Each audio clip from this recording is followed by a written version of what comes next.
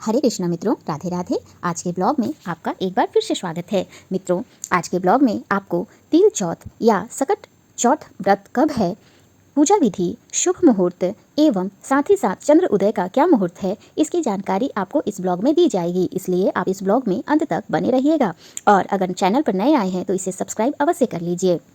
मित्रों, जनवरी के महीने में यानी कि माघ के महीने के कृष्ण पक्ष की चतुर्थी तिथि को गणेश चतुर्थी का व्रत होता है, जिसे अलग अलग क्षेत्रों में अलग अलग नामों से जाना जाता है, जैसे तिल चौथ, तिलकुटा चौथ, वक्रतुंडी चतुर्थी, माघी चौथ, सकट चौथ व्रत आदि। हिंदू धर्म में चतुर्थी तिथि का विशेष महत्व है। इस तिथि को भगवान गणेश का विधि पूर्वक उपासना आदि किया जाता है। भगवान गणेश की उपासना से जीवन में आ रहे सभी तरह के विघ्न दूर होते हैं, साथ ही विघ्नहर्ता की विशेष कृपा प्राप्त होती है। हम बतला दें कि यह सभी चौथ व्रतों में बड़ी चौथ मानी जाती है। इस दिन माताएं अपनी संतान की लंबी आयु हेतु व्रत करती हैं। यह व्रत निर्जल किया जाता है और संध्या के समय में चंद्रमा को अर्घ्य देने के बाद यह व्रत संपन्न होता है, तभी माताएं कुछ ग्रहण करती हैं। इसे तिल चौथ इसलिए भी कहा जाता है क्योंकि इस दिन तिल से बने व्यंजनों का भगवान गणेश को भोग लगाया जाता है। विशेषकर इस दिन तिल के लड्डू बनाए जाते हैं। साथ ही इसी तिल से भगवान चंद्रमा को भी अर्घ्य दिया जाता है। इस दिन भगवान गणेश को हमें दुर्वा अवश्य चढ़ाना चाहिए। दुर्वा में यदि आप 108 दुर्वा चढ़ाते हैं और जिस मनोकामना हेतु आप चढ़ाते हैं वो मनोकामना आपकी पूर्ण होती है। साथ ही साथ हमें भगवान गणेश को 2 जनेऊ अवश्य अर्पित करना चाहिए। आइए जानते हैं कि 2025 में पड़ने वाले सकट चौथ व्रत का पूजा का शुभ मुहूर्त कौन सा है।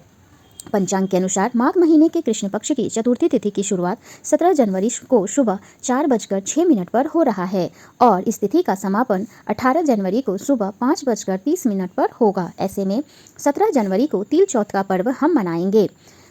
पूजा का शुभ मुहूर्त है ब्रह्म मुहूर्त में। यदि आप पूजन करना चाहते हैं तो वह मुहूर्त है प्रातः 5:27 से प्रातः 6:21 तक। अभिजीत मुहूर्त है दोपहर को 12:10 से दोपहर 12:52 तक। शाम का मुहूर्त है 5:45 से 6:12 तक। इस दिन चंद्रोदय का समय है रात्रि 9:09 पर। इसलिए यदि आप चंद्रमा को अर्घ्य देते हैं तो आप 9:09 के बाद ही चंद्रमा को अर्घ्य दें। मित्रों, मान्यता है कि यदि सच्चे मन से जो कोई भी इस चौथ व्रत को करता है उसे विघ्नहर्ता गणेश की विशेष कृपा प्राप्त होती है। उसके संतान को लंबी आयु का वरदान प्राप्त होता है। संतान के जीवन में जो भी परेशानियां आ रही हों वे सभी दूर हो जाती हैं। इस दिन चंद्रमा को अर्घ्य देने से संतान को की सभी बीमारियों से रक्षा होती है तथा उनके जीवन में सुख एवं सौभाग्य की वृद्धि होती रहती है। मित्रों, आज के ब्लॉग में इतनी ही जानकारी थी। यदि आपको ब्लॉग अच्छी लगी हो तो इसे लाइक अवश्य करें एवं अपने प्रियजनों में इसे शेयर भी करें।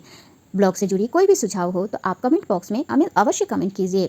साथ ही एक बात और बता दें कि आप इस दिन ओम गण गणपते नमः का जप अवश्य कीजिए, जिससे भगवान गणेश की विशेष कृपा प्राप्त होती है। धन्यवाद।